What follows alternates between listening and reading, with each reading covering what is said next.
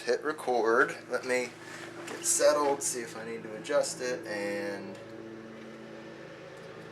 back on speakerphone. Nice. Shoot. Okay. So, Mike, do you have a couple items there you can sort of show and tell for me? State what the item is, what you like about it, what's interesting and unique, and then maybe like how much it might go for. Do you want me to just... Okay, so you're looking for a description of the item, maybe a bit of history, and an estimated value. Yeah, exactly. Like you can state what the item is, talk about what you like about it, and then maybe like an estimated value of what it might go for. I can do that. You want me to go? Yeah, go ahead. And if you Okay. can hold the item, like handle it too, Yeah, I'll make sure it's I'll make sure the item is on screen. Nice. Okay. To start, I have a pre-prohibition stoneware beer mug from the Kubler-Stang Brewing Company of Sandusky, Ohio. In the early days, before shipping was readily available, most large cities and many smaller towns had their own brewing facilities, they had their own liquor distilleries, and just like Coca-Cola and Pepsi today, they would create some advertising pieces to go with their product to hopefully get their name into the minds of the consumers and have them come back for more. It's a good looking stein. It has an American shield on the top, so it has a patriotic emblem on it. It's got good, bold graphics. It's in very good condition. It has a small flaw on the rim, just a tiny little crack. The handle's in good shape, no repairs. All in all, it's a very good looking and a very collectible piece with an estimated value of $150. Nice. And where'd you find that?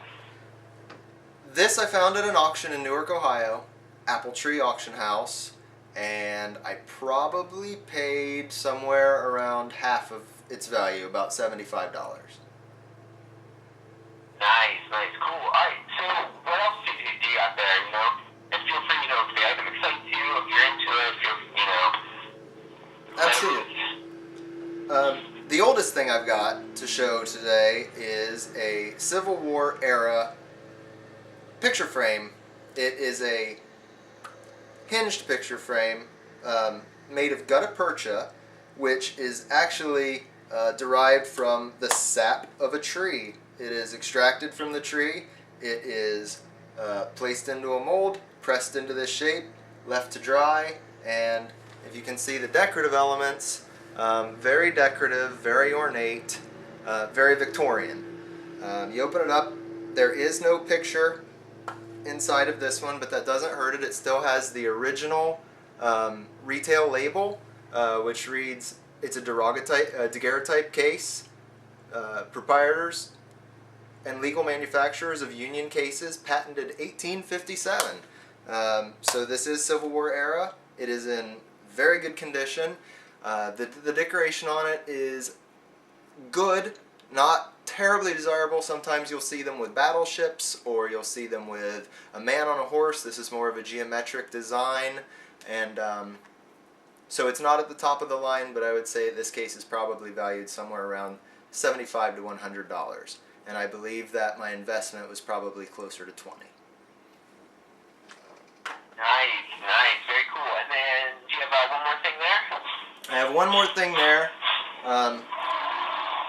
Likely the newest item in the group. It is actually dated 1930. It is a Hammond Art Deco globe. You can see it has an Art Deco style cast iron base, well marked on the bottom, also well marked on the globe. A 9-inch terrestrial globe. The globe actually has a great patina on it. It kind of has darkened over the years, but it's not unfavorable. It's a very attractive piece.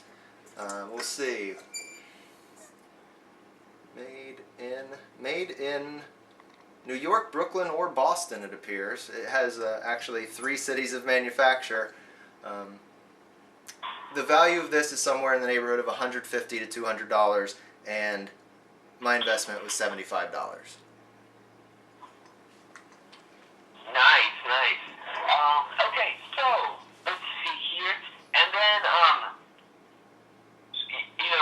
when you're making an offer, like when you're finding these items, what types of things are you taking into consideration? Potential for profit is what I take into consideration when I make an offer on an item. And I also take into consideration who I'm talking to. Have I bought from this gentleman before? Have I bought from this lady before? And usually the way I'll approach it is to ask them, because generally you always want to get a better price. So I will ask a dealer if they can do any better, and if they give me a price that's still above what I want to pay, I will say, I was thinking more like, or I was hoping that you could go, if they say 75, I was hoping you could do about 50. That's how I approach it, and it does work a lot of the time. And so I mean,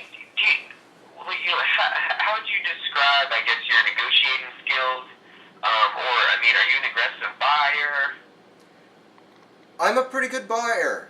When I go to auctions, I'm a good buyer. When I go to shows, I'm a pretty good buyer. I can usually get a dealer to come down on an item. Most dealers are prepared to come down on items. The key is to get a dealer to sell you something for a lot less than what he has on it, because you teach people how to treat you, and once you get somebody to sell you something at a great discount, go back every time, buy something from him every time, because he's going to give you a great discount every time.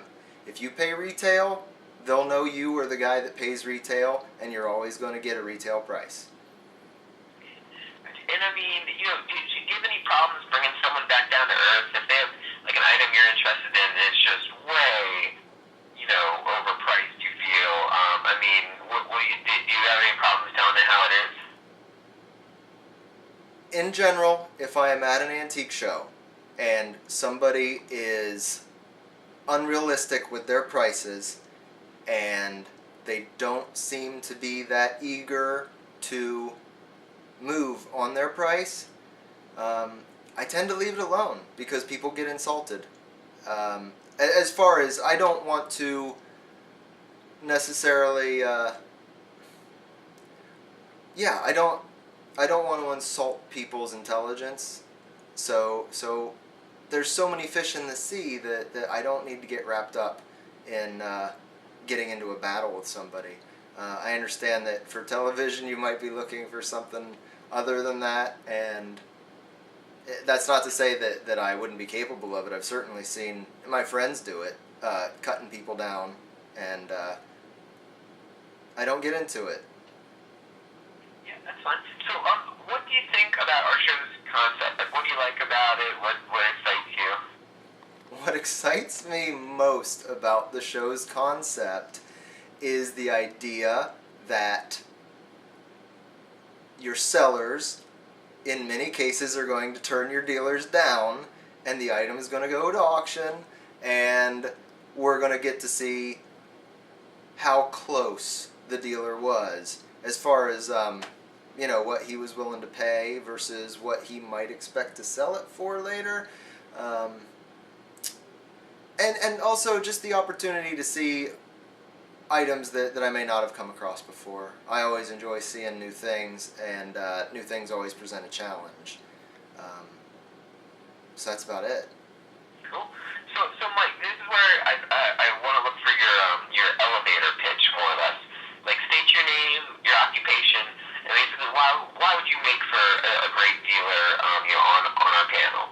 This is where you can talk about how you're a little bit about a lot of stuff. You love making a deal, negotiating, basically kind of like why you'd be great for this. Okay.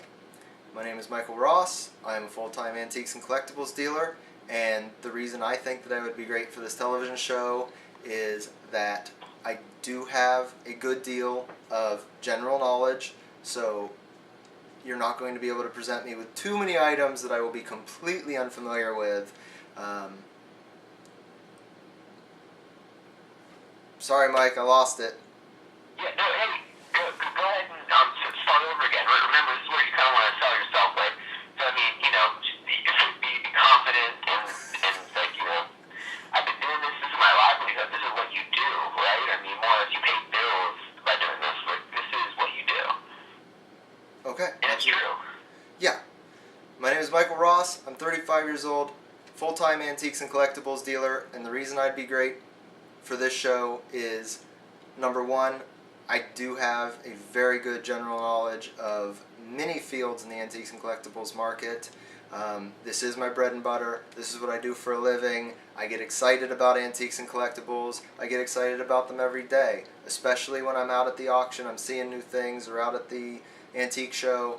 I like talking to people. I enjoy negotiating. I'm not terribly aggressive with people, but I think that can sometimes put them on my side. I can reason with people better than I can insult them or attack them, but I think my tactics work well in a lot of cases, and that's about it. I'm excited about the opportunity. That's awesome. That's awesome. I mean, Michael, do you love what you do?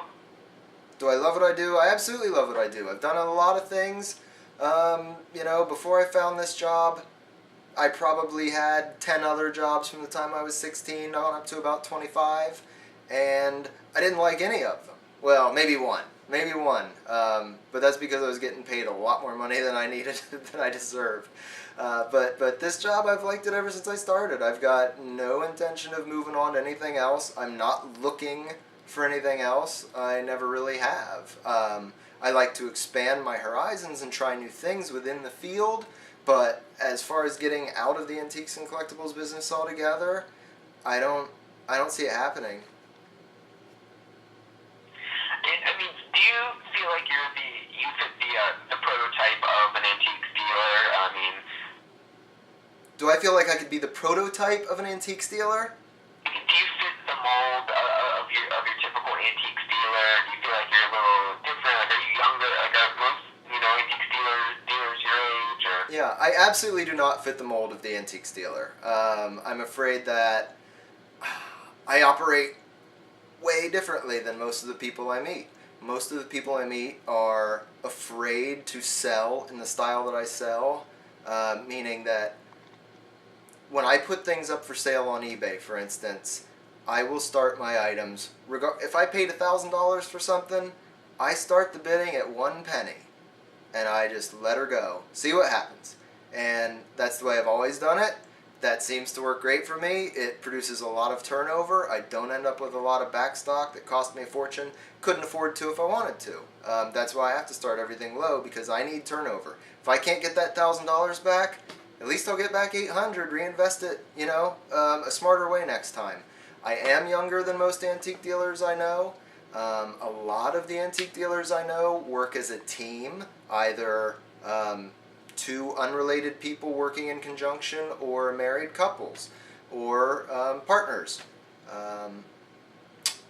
What else? That's great. Yeah, I mean, that's good. If you want, you can stop recording, but leave me on the phone.